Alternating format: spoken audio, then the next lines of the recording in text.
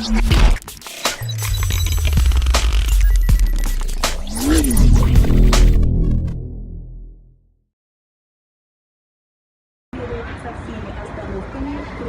আৰু জমনি এটা হ'ল, শ্বেয়াৰ কৰিব বিচাৰিছোঁ সকলোকে। আমাৰ সন্তোষ গ্ৰুপৰ ইয়াত সকলোৱে জানে ইয়াত পোকৰ ধৰা ছিষ্টেম নাই। আমি য'ত আছিলোঁ গাঁওখনত আছিলোঁ, আমি নিজনিৰ পৰা 1 ঘণ্টাৰ ৰাস্তা। গাঁৱৰ ভিতৰত মানুহ নাই, একেবাৰে কম। 4টামান কটেজ আছে। আমাৰ গাইডৰ এটা কটেজ আছে তাত ধুনীয়া, তাত আমি থাকিলোঁ। খোৱা বোৱা লৈ যাওঁ ইয়াৰ পৰা, তাতে খাওঁ।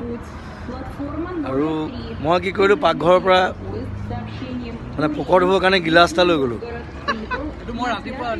ৰাতিপুৱা গিলাচটো আনি থৈছিলে, মই নাচালোঁ প্লাষ্টিকৰ গিলাচ। বোলো পোকৰ ধুবলৈ কিবা এটা লাগিব তাত, গিলাচটো লৈ গ'লোঁ।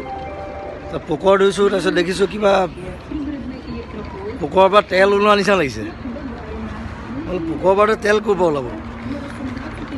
পিছত গম পালোঁ সেইটো আমাৰ শ্ৰমিকে মানে অমলেট বনাবৰ কাৰণে বাটাৰ আনি থৈছিলে। গিলাচটোত বাটাৰ আছিলে, মই নাজানো। চ' ৰাছিয়ালৈ আহি মানে প্ৰথমবাৰ বাটাৰেদি পোকৰ ধুইছোঁ মই। সেইটো এক্সপিৰিয়েঞ্চ মই কেতিয়াও নাপাওঁ। সন্তোষ এক্সপিৰিয়েঞ্চ উইথ বাটাৰ পোকৰ।